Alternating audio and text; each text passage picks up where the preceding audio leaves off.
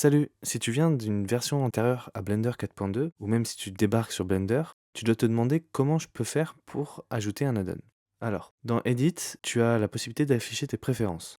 Tu peux le faire également avec le raccourci qui se trouve juste ici.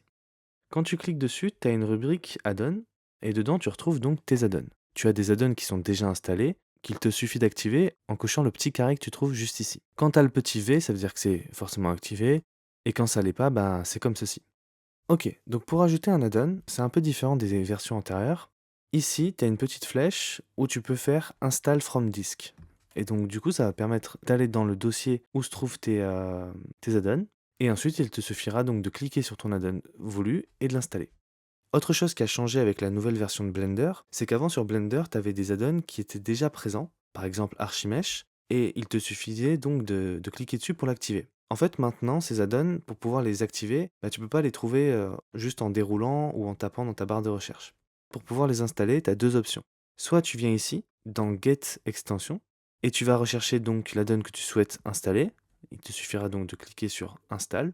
Donc c'est quand même le plus simple. Si je cherche Archimesh, ouais, je devrais le trouver.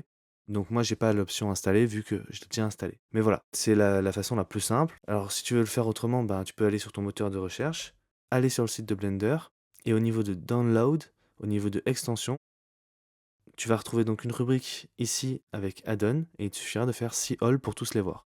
L'avantage de passer par le site internet, c'est que ça va te permettre en fait d'avoir des petites explications sur les différents add-ons et du coup de comprendre leur utilité et éventuellement de trouver des add-ons qui puissent t'intéresser.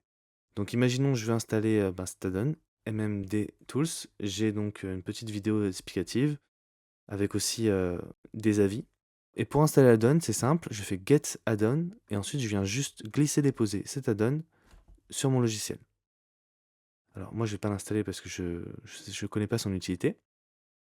Alors c'est possible que quand tu le fais, tu aies un message d'erreur qui te dise d'autoriser l'accès en ligne. Alors pour ça c'est simple, tu viens dans Système et ici tu as une petite option Allow Online Access. Il te suffira donc de l'activer pour pouvoir installer un add-on de cette manière.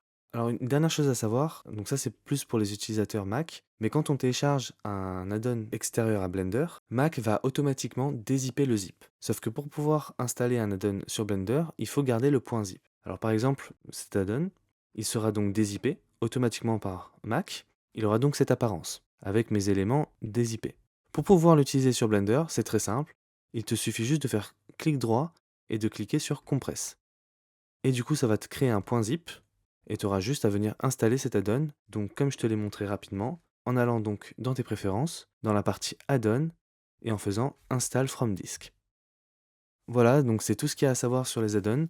Si tu as besoin d'informations par rapport à ton add-on, en déroulant la petite flèche qui est ici, tu auras des informations, tu auras aussi de la documentation en fonction de l'add-on, et même des liens qui te renvoient à des vidéos pour t'expliquer comment utiliser l'add-on.